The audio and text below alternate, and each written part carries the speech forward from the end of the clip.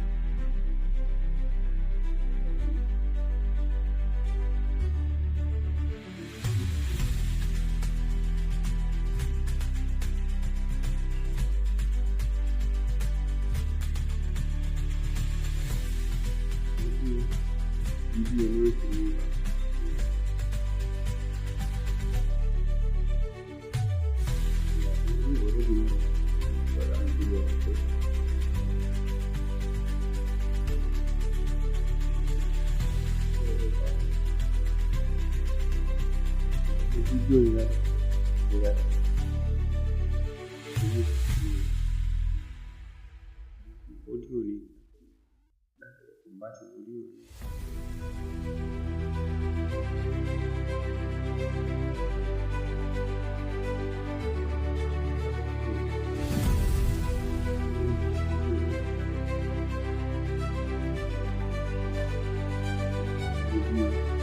Thank you.